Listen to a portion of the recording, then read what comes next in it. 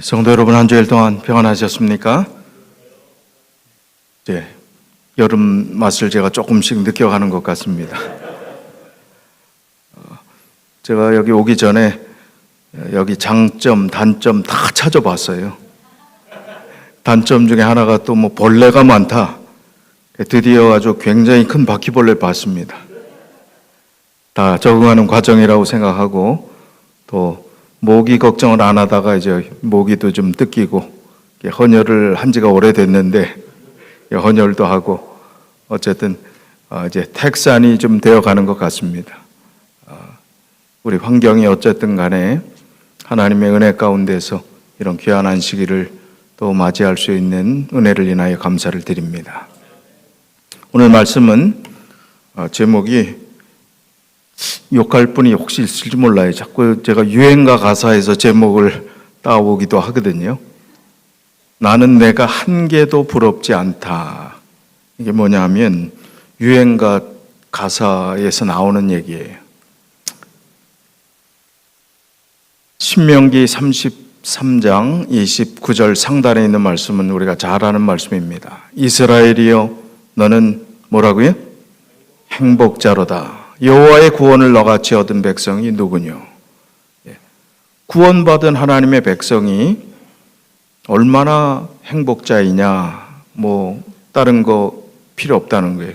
하나님의 구원받은 백성이 뭐 부러울 게 있고 뭐 아쉬울 게 있고, 나는 한 개도 부럽지 않다. 다른 거 부러울 거 하나도 없다. 그 말씀을 드리고자 하는 것입니다. 그러면서 좀 근본적인 얘기를 해보려고 합니다. 기초적인 얘기를 우리가 간과해 버렸던, 그리고 나는 당연히 내 기초 신앙이 잘 돼 있다고 생각하면서 깊이 생각하지 않고 지냈던 예수 그리스도를 내가 정말로 개인의 구세주로 영접했는가? 그 질문을 좀 던져보고 싶습니다. 오늘 그런 의미에서 오늘 말씀을 정했습니다. 이 사람이 그 노래를 한 사람이에요. 장기하라는 가수인데, 저는 가수를 다 알진 못하지만 이슈가 되거나 좀 특이한 가수가 있으면, 그리고 화제거리가 되면 좀 봅니다. 눈높이를 좀 맞춰야 되잖아요. 저도 좀 알아야 되잖아요. 근데 이분은 서울대를 나왔어요. 400점, 그때 학력고사 시절이니까 학력고사 만점이 400점인데 388점을 맞았습니다. 수재예요. 옛날에 제가 서울에 살았기 때문에 서울에서 친구들 만나고 그럴 때는 종로 서적에서 만났던 기억을 혹시 하십니까? 서울에 사셨던 분, 종로 서적에서 주로 만났어요. 종로 서적의 창업자인 장하구 회장의 손자입니다. 그러니까 집안도 좋고, 또 서울대학의 사회학과에 입학해서 졸업했습니다.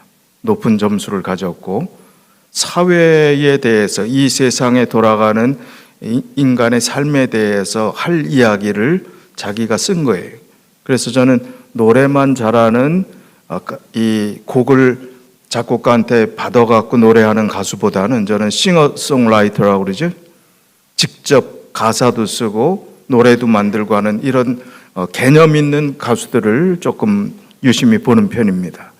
근데 이 장기하라는 가수가 이런 노래를 했어요. 노래 같지도 않아요. 처음에 보면 이게 노래를 하는 건지 무슨 타령을 하는 건지 무슨 랩을 하는 건지, 그런데 묘한 매력이 있는지 사람들이 아주 꽤 열광을 합니다.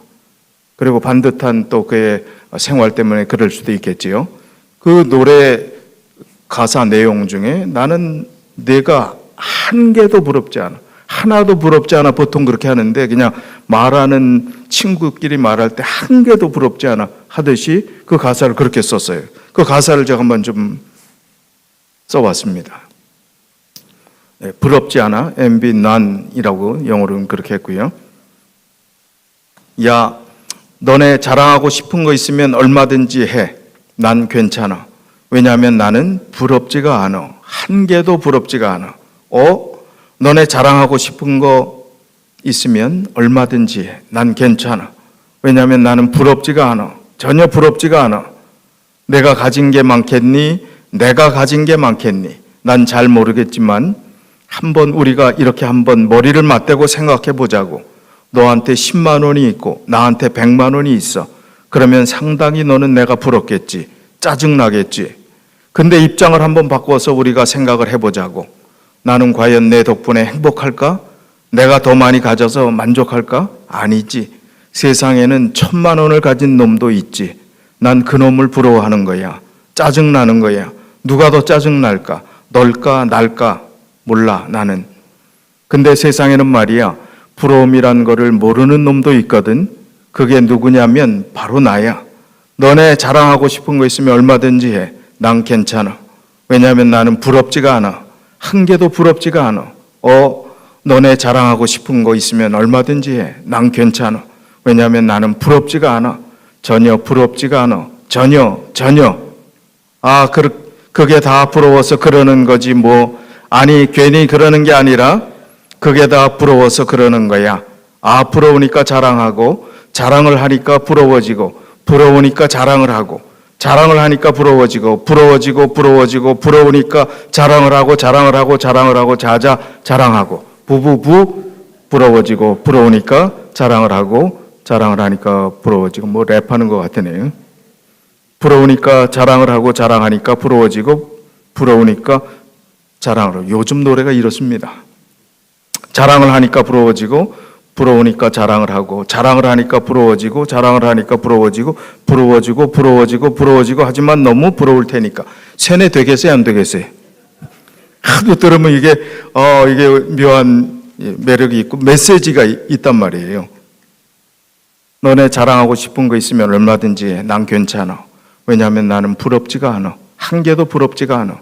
너네 자랑하고 싶은 거 있으면 얼마든지 해. 난 괜찮아. 왜냐하면 나는 부럽지가 않아. 전혀 부럽지가 않아. 괜찮아. 자, 우리가 이 가수 한 사람이 이 세상을 바라보는 개념적 시각을 보면서 서로 질투하고 서로 경쟁하면서 잡아먹고 또 짓밟고 올라서서 자기들이 성공하고 출세했다고 하는 그 세상 속에서 정말 아무것도 아닌 나중에는 의미가 없는 초라한 인생으로 끝날 거기에 집중하는 그 사람들의 인간 군상들의 모습을 바라보면서 사회를 향해서 메시지를 던지는 겁니다. 그렇게 살아가는 그 모습이 하나도 부럽지 않다는 거예요. 장기하라는 사람이 신앙을 가졌는지 안 가졌는지 자세히 찾아보지는 않았지만 그 사람들이 세상 사람들이 가졌던 그 많은 부러울 것 같은 그것도 자기는 부럽지 않다 이거예요. 물론 자기 가정이 좋고 뭐 그 정도 잘 나가는 가정 배경이 있어서 그랬는지는 모르지만 장기하가 아니라 우리 개인의 입장에서 우리의 이름으로 우리가 이 장기하의 그 글들을 대입을 해보면 우리가 그래야 되지 않겠습니까? 예수 그리스도를 믿는 우리가, 구원받은 우리가 나는 정말 한 개도 부럽지 않아. 근데 그리스도인들이 말이지요, 부러워하고 질투하고 시기하고 왜 그런 게 있는지 모르겠어요. 그러면서 정말 예수 그리스도를 영접했는가? 예수 그리스도를 만났는가? 그렇다면 부러운 게 없어야 되는데 그리스도 안에서 감사하고 행복해야 되는데 그렇지 않다는 거예요. 제가 어떤 교회에 목회할 때 어떤 집사님들끼리 이렇게 여집사님끼리 라이벌이었는데 이 집사님이 아주 귀한 어디 명품 백을 하나 샀어요. 그랬더니 샅샅이 뒤져갖고 똑같은 거를 찾느라고 한 달을 걸려서 그거를 드디어 샀어요. 그분도. 지고는 못 살아요. 왜 그러면서 살아야 되는지. 우리는 원래 어떤 존재였습니까? 전도서 7장 20절에 선을 행하고 죄를 범치 아니하는 의인은 세상에 아주 없느니라. 우리의 운명이 쉬운 성경이 이렇게 표현했어요. 제 아무리 의롭다 해도 죄 짓지 않는 사람은 세상에 없다. 죽을 수밖에 없는 운명을 타고난 존재가 우리들이란 말입니다. 로마서 5장 12절 이러므로 한 사람으로 말미암아 죄가 세상에 들어오고 죄로 말미암아 사망이 왔나니 이와 같이 모든 사람이 죄를 지었으므로 사망이 모든 사람에게 이르렀느니라. 로마서 3장 23절도요. 모든 사람이 죄를 범하였음에 하나님의 영광에 이르지 못하더니 속절없이 그야말로 죽을 수밖에 없는 존재가 우리들이었다는 것입니다. 그 어느 것도 그 어느 누구도 부럽지 않은 이유를 우리가 가장 기초적인 말씀 속에서 찾아야 합니다. 그리고 그렇게 붙잡아야 합니다. 그리고 그렇게 살아야 합니다. 그렇게 보여져야 합니다. 우리의 삶의 모습이 다른 사람들이 볼 때 정말 저 사람은 뭐 가진 것도 없는데 한 개도 부럽지 않은 그런 여유만만한 모습으로, 믿음 충만한 모습으로 살고 있구나. 그 모습이 우리의 모습이 되어야 한다는 것입니다. 요한복음 3장 16절이요. 하나님이 세상을 이처럼 사랑하사 독생자를 주셨으니 이는 저를 믿는 자마다 멸망치 않고 영생을 얻게 하려 하심이니라. 18절, 저를 믿는 자는 심판을 받지 아니하는 것이요 믿지 아니하는 자는 하나님의 독생자의 이름을 믿지 아니하므로 벌써 심판을 받은 것이니라. 영생의 축복, 구원의 축복이 우리에게 있다는 이 사실이 얼마나 참 감격스러워야 되겠습니까? 그리고 우리가 믿음으로, 우리가 부족하지만, 그리고 우리가 자격이 없지만 아무리 노력해도 하나님이 원하시는 수준의 그야말로 발끝도 따라가지 못하지만, 그러나 주님을 우리를 의롭게 여겨주시고 십자가의 피로 나 같은 죄인을 구원해 주셔서 영원한 구원의 선물을 주셨다는 이 사실을 우리가 얼마나 감격하고 감사하며 살아야 되겠습니까? 그런데 잊어버리고 사는 것 같아요. 너무나 당연한 것으로 생각하는 것 같아요. 당연하게 생각하는 것은 오히려 나중에 그 당연한 것이 자기에게 이롭게 도움이 되는 것보다는 해가 되고 실이 될 수가 있어요. 너무나 당연하게 생각하는 것. 감사할 줄 모르잖아요. 당연하다고 생각하니까. 내 힘으로 그렇게 된 줄 알잖아요. 은혜를 모를 수가 있거든요. 자기가 잘난 것처럼 착각할 수 있거든요. 그렇기 때문에 우리는 하나님께서 나에게 베푸신 그 구원에 대해서 날마다 묵상해야 합니다. 왜 내가 짜증낼까? 왜 불평할까? 왜 괴로워할까? 이거 하는 이유가 뭐예요 지금? 예? 하나님이 베푸신 은혜를 생각하면 불평할 이유도 없다 이겁니다. 감사해야 된다는 거죠. 이 세상은 결론을 주는 삶이 아닌 걸 우리가 너무나 잘 알지 않습니까? 근데 마치 이 세상이 전부 다인 것처럼, 이 세상 말고는 하늘도 없는 것처럼 그렇게 산다면 우리가 그리스도인이라고 할 수 있겠습니까? 이 세상에서 답을 다 얻으려고 한다면 우리가 믿는 사람입니까? 아니잖아요. 그렇기 때문에 이 세상에서는 아무리 우리가 이해하려고 해도 이해되지 않는 일들이 생기는 겁니다. 슬픈 일, 고통스러운 일, 또 실패의 좌절의 역경에 아무리 풀어보려고 해도 하나님은 침묵하시는 것만 같고 이해하지 못하는 일들이 있는 것입니다. 그러나 이 세상이 전부가 아닌 것을 인하여 우리가 소망을 가지고 하늘나라를 바라보면서 그 길을 향해서 걷는 사람이라고 우리가 그렇게 배웠고 그렇게 알고 그렇게 믿고 있다는 사실이 얼마나 희망적입니까? 희망적입니다. 소망이 있다는 사실, 하늘나라가 있다는 사실. 점점 우리 육신이 연세가 드시면서 힘들어지잖아요. 그리고 걱정스럽잖아요. 내가 얼마나 더 살까? 또 점점 내 몸에 신호가 오는데 뭐 이런저런 생각들 하면 다 괴롭잖아요. 그러나 하늘에 분명한 소망이 있기 때문에 우리가 하루하루 하나님의 은혜에 감사하고 감격하고 살아가는 그 영적 감각을 잊지 말고 살아야 하는 것입니다. 그럴 때 우리가 이 죄악된 세상에서 이기고 그리고 하나님이 주시는 은혜를 따라 하루를 사는 법을 배우고 그렇게 살게 될 수 있는 것입니다. 베드로전서 2장 24절에 바로 예수 그리스도께서 너희에게 그 선물을 준 것은 거저 주었지만 이런 희생이 있었음을 말씀하시는 것입니다. 베드로전서 2장 24절 친히 나무에 달려 그 몸으로 우리 죄를 담당하셨으니 이는 우리로 죄에 대하여 죽고 의에 대하여 살게 하려 하심이라. 저가 채찍에 맞음으로 너희는 나음을 얻었나니. 베드로전서 3장 18절에도요. 그리스도께서도 한 번 죄를 위하여 죽으사 의인으로서 불의한 자를 대신하셨으니 이는 우리를 하나님 앞으로 인도하려 하심이라. 육체로는 죽임을 당하시고 영으로는 살리심을 받으셨으니. 예수 그리스도 그분이 어떤 분이신데 우리를 대신해서, 나를 대신해서 생명을 주셨다니요. 말이 되는, 이해가 되는, 정말 이해할 수 없는 신비 아니겠습니까? 나 때문에 십자가에 돌아가셨다는 그 사실을 우리가 얼마나 이해를 하고 있느냐 하는 것입니다. 그런 주님을 우리가 얼만큼 개인의 구주로 영접하고 받아들이고 그분과 더불어 같이 살고 있느냐 하는 것입니다. 이사야 45장 25절에 땅 끝의 모든 백성아 나를 앙망하라. 그리하면 구원을 얻으리라. 나는 하나님이라 다른 이가 없음이니라.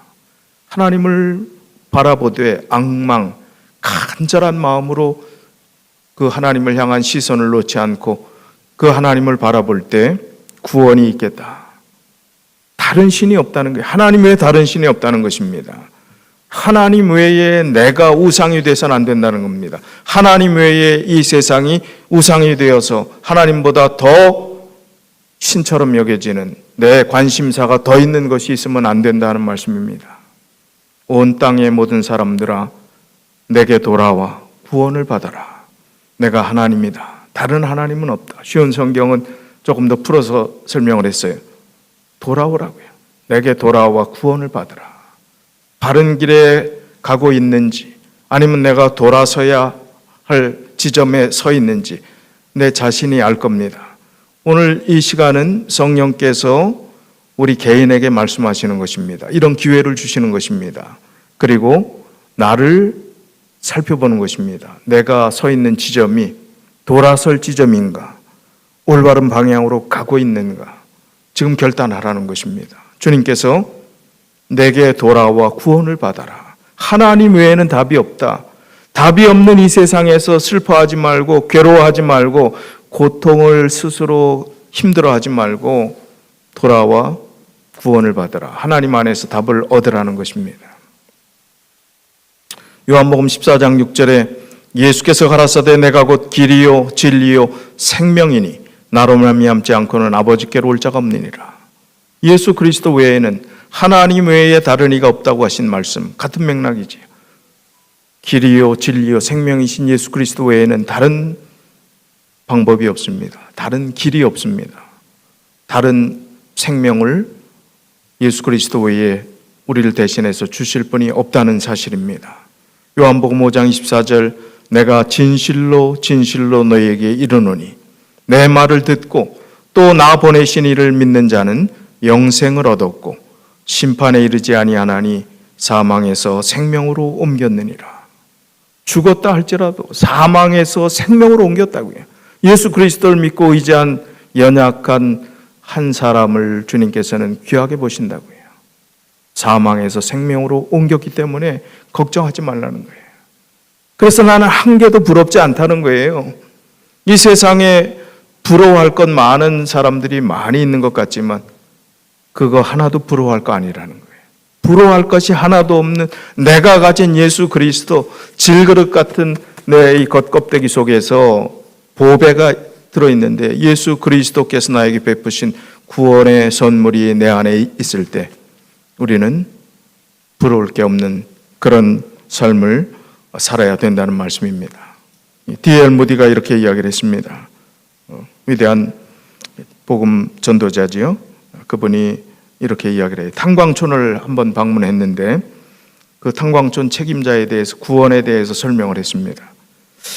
그 책임자는 믿기지 않는 듯이 그 구원이 너무 싸군요. 사실이라고 믿어지지 않습니다. 그저 믿기만 하면 된다니 값이 너무 싼 것 아닙니까? 뭔가 값이 좀 들어가야 할 것 같습니다. 그때 무디 목사님이 이렇게 이야기했습니다. 당신 오늘 이 탄광 갱도에 들어갔습니까? 네, 들어갔습니다. 얼마나 깊이 내려갔습니까? 수백 피트 내려갔지요. 어떻게 내려갔습니까? 그거 간단하지요. 회사에서 이미 많은 돈을 들여 승강기를 만들어 놨기 때문에 승강기 버튼만 누르면 내려가게 되거든요. 바로 그것입니다. 우리 선생님이 승강기를 타고 버튼만 누르면 되듯이 하나님께서 우리를 위하여 독생자 예수 그리스도를 십자가상에서 대신 죽게 하셨으니 우리는 그저 그 공로를 믿고 그분에게 우리의 삶을 구별하여 드리기만 하면 되는 것입니다. 그 보혈을 믿는 믿음의 버튼을 누르면 됩니다. 이렇게 이야기를 했습니다. 주님께서 우리에게 베푸신 구원의 은혜는 값싼 것이 절대 아닙니다. 생명을 치른 너무나 귀한 값을 치른 그 은혜를 우리가 값없이 받은 것뿐입니다. 우리가 주님을 영접했는가, 주님의 초청을 받아들였는가 한번 진지하게 고민해 봐야 합니다.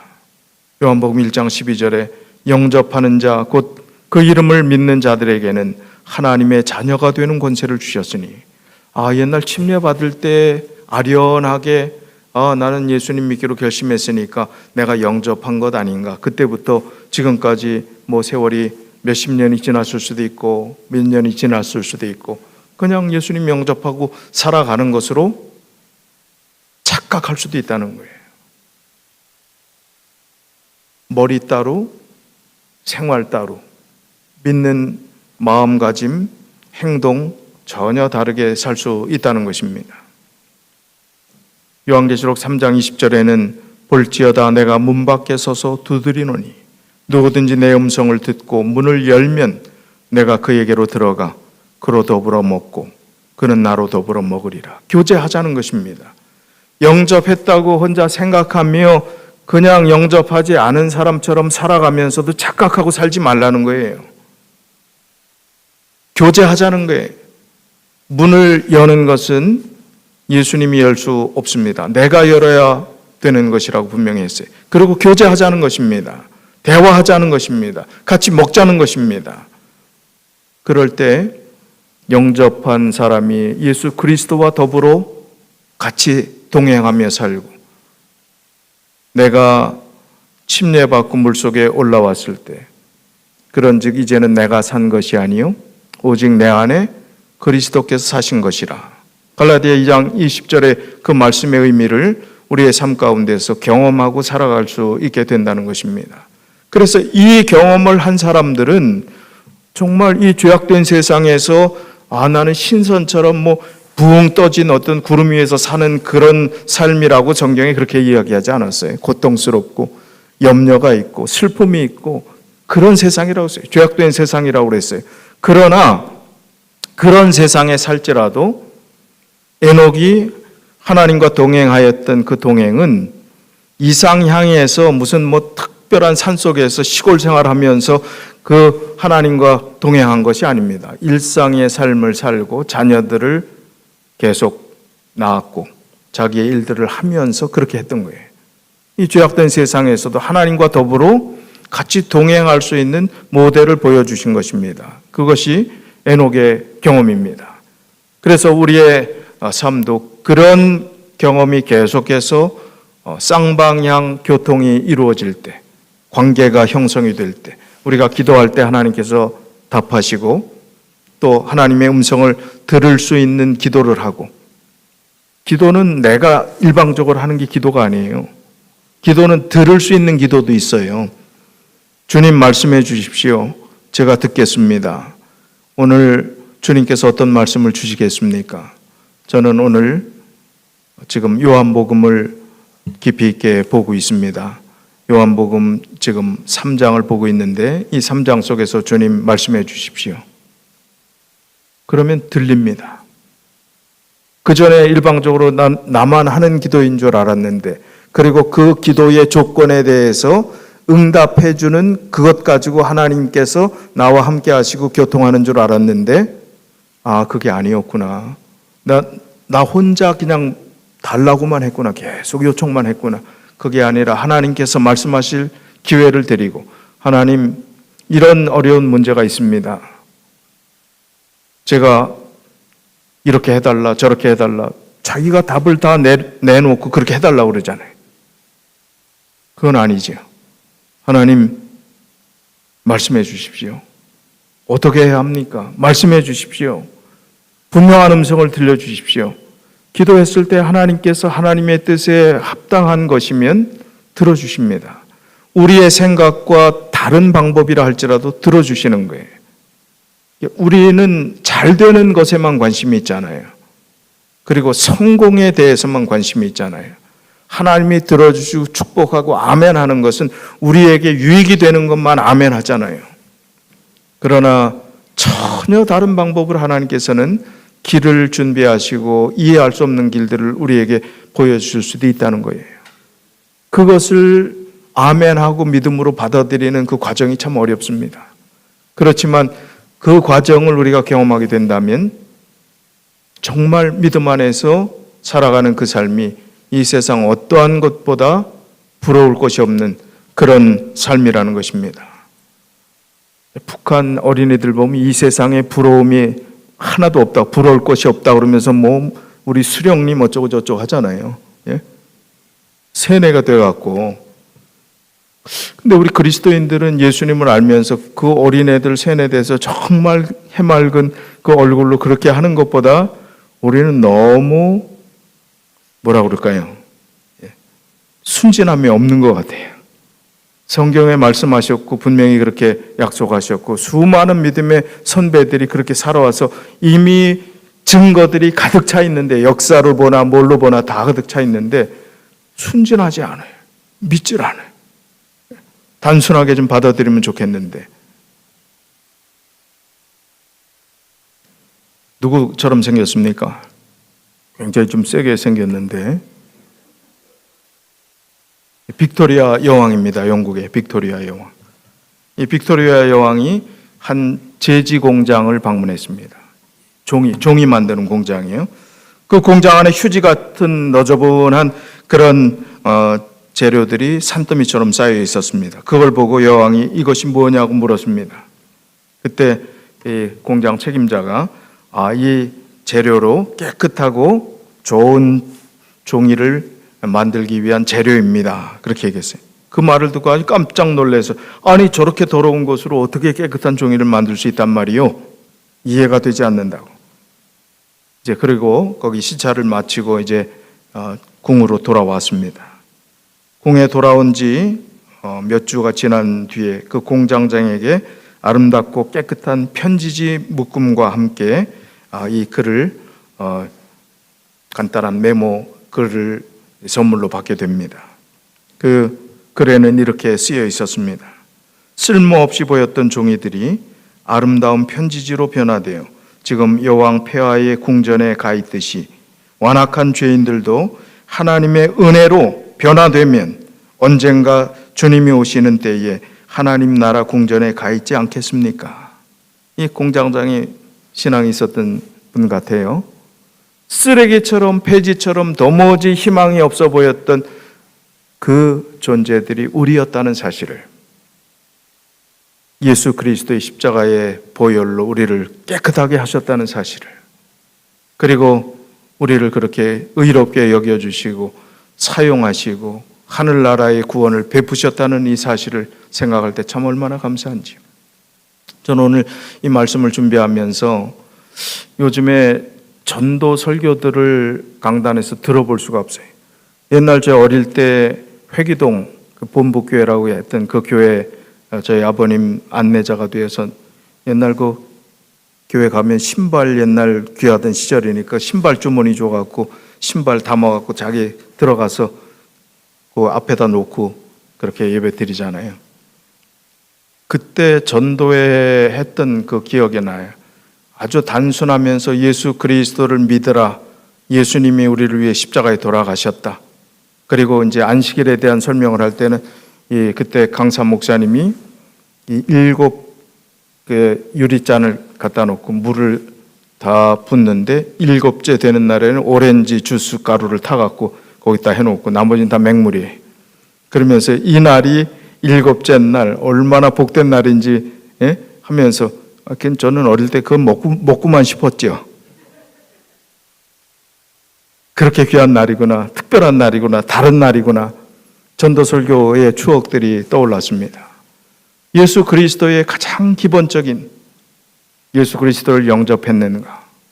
그분이 나에게 베푸신 구원 때문에 감사하고 있는가? 그리고 믿는가? 그리고 내가 그 믿음대로 사는가? 살려고 최선을 다하는가? 우리가 근본적으로 물어야 될 질문입니다. 우리를 구원하신 분이 예수 그리스도라는 거예요. 그렇게 폐지처럼 쓰레기처럼 도무지 깨끗한 것이 그 안에서 나올 수 없는 것처럼 보였던 그 종이가 그렇게 깨끗한 유용한 종이로 바뀌어 나왔다는 사실입니다. 여기 실물교훈에 비슷한 말씀이 있습니다. 234쪽에 바른 길을 떠나 절망 중에 있는 가련한 영혼들에게 그처럼 낙심할 필요가 없다고 말해주라. 포기하지 말라는 거예요. 비록 저희가 잘못을 저지르고 올바른 품성을 조성하지 못했다 할지라도 하나님께서는 기쁨, 곧 당신의 구원의 기쁨을 그들에게 돌려주시고자 하신다. 하나님께서는 아무 쓸모없는 인간, 사단이 이용하고 있는 자들을 당신의 은혜의 왕국의 하늘 백성이 되게 하시기를 기뻐하신다. 그분은 장차 불순종하는 자들에게 내릴 진노에서 그들을 구원하기를 기뻐하신다. 그들에게 어떠한 사람도 고쳐서 깨끗게 하실 수 있는 분이 있다는 것을 말해주라. 주의 식탁에 그들을 위한 자리가 있다는 것과 그분이 그들을 그 자리에 영접하기 위해 기다리고 계시다는 것을 말해주라. 오늘 제가 말하고 있습니다. 하늘에 우리를 위한, 나를 위한 식탁에 자리가 있다는 것을 지금 말하고 있습니다. 그리고 어떠한 사람도 고쳐서 깨끗하게 하실 수 있는 분이 예수 그리스도라는 사실을 말해주라는 것입니다. 그 말을 하는 것입니다. 기회를 하나님께서 충분히 주시고 그 기회의 선택, 자유의지를 끝까지 거부한 자들은 판결이 남을 이야기합니다. 각 시대의 대쟁투 제일 마지막 장에 이런 말이 있어요. 42장 대쟁투의 종막, 거기에 668쪽에 이렇게 말하고 있습니다. 모든 악인들은 하늘 정부에 대한 대반역이라는 죄목으로 하나님의 법정에서 심판을 받는다. 그들은 그들의 소송에 대하여 탄원할 것이 전혀 없고 핑계할 것도 없다. 그들에게는 영원한 사망의 선고가 내려진다. 죄의 삭은 고상한 자립과 영원한 생명이 아니고 노예와 파멸과 사망임이 이제 모든 사람에게 입증된다. 악인들은 그들의 반역의 생애를 통하여 무엇을 잃어버리게 되었는지를 깨닫는다. 영원한 영광의 심히 중한 것이 일찍이 그들에게 주어졌지만 그들은 그것을 거절하였다. 그러나 이제 그것이 얼마나 부러워할 만한 것이 되어 있는가. 잃어버린 자들은 부르짖는다. 이 모든 것을 우리는 얻을 수 있었다. 그러나 우리는 자진하여 그것들을 멀리하고자 했다. 아, 얼마나 이상한 것에 열중했던가. 우리는 평안과 행복과 영광을 불행과 수치와 절망과 바꾸었다. 모든 사람은 그들이 하늘에서 쫓겨난 것이 정당하다고 생각한다. 그들은 그들의 생활로서 우리는 이 예수로 왕 삼는 것을 원치 않노라고 선언했던 것이다. 충분히 기회를 줬다는 거예요. 그러나 여기 보세요. 아, 얼마나 이상한 것에 열중했던가. 우리가 열중하는 것이 하나님이 기뻐하시는 것입니까? 아, 얼마나 이상한 것에 열중했던가. 후회하는 얘기잖아요. 후회하는 얘기. 우리가 집중해야 될 것은 오직 예수 그리스도십니다. 그로 인해서 이 세상에 하나도 한 개도 부럽지 않은 그런 고백이 우리의 고백이 되어야 합니다. 그래서 오늘 주님께서 말씀하시고 예수 그리스도를 개인의 구주로 영접하라고 성령께서 호소하십니다. 오늘 예수 그리스도를 개인의 구주로 오래전에 영접했다고 그냥 그렇게 어떤 면에서 착각하지 마시고 날마다 매 순간 예수 그리스도와 바른 관계를 통해서 주님과 하나님 안에서 우리가 하나님의 자녀임을 날마다 확인하는 그러한 믿음의 교통이, 그리고 하나님과의 바른 관계가 우리의 평생의 삶에서 계속해서 이어지게 되시길 바라면서 오늘 말씀을 줄이겠습니다.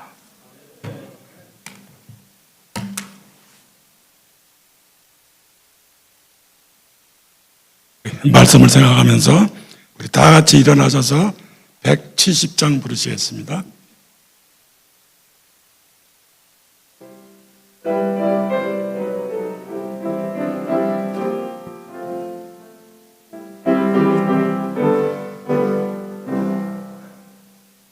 나의 참된 친구 되신 구주 예수, 너는 그의 사랑 알고 있느냐? 그가 나를 바른 길로 이끄시네.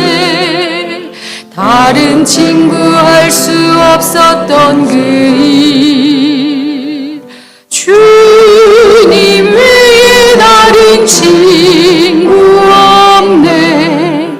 주와 같은 친구도 없네. 나를 죄악에서 구원하셨으니 그의 사랑 크셔라. 내가 나의 주를 처음 배웠을 때 나의 맘엔 죄가 가득하였네.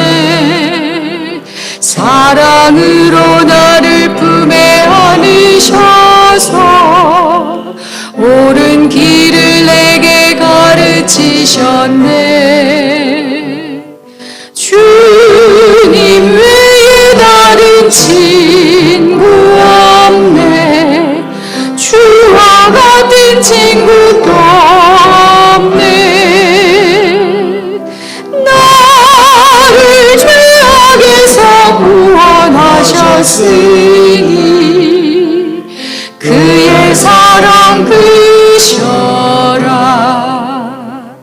매일매일 나의 맘이 새로움은 주가 나를 사랑함을 알밀세. 죽을 나를 구속하신 참된 친구, 그와 만날 기쁜 나를 그리네. 주님 외에 다른 친구 없네. 주와 같은 친구도 없네. 나를 죄악에서 구원하셨으니 그의 사랑 크셔라.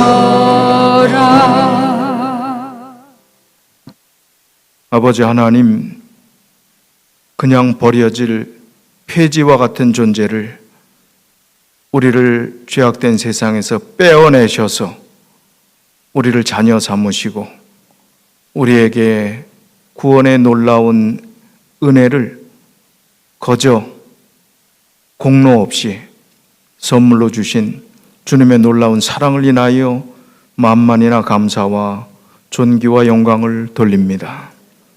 주님, 그 은혜를 깨닫길 원합니다. 그리고 내가 예수 그리스도를 영접한 사람인지 다시 한번 내가 서 있는 영적 그 자리를 확인하기 원합니다.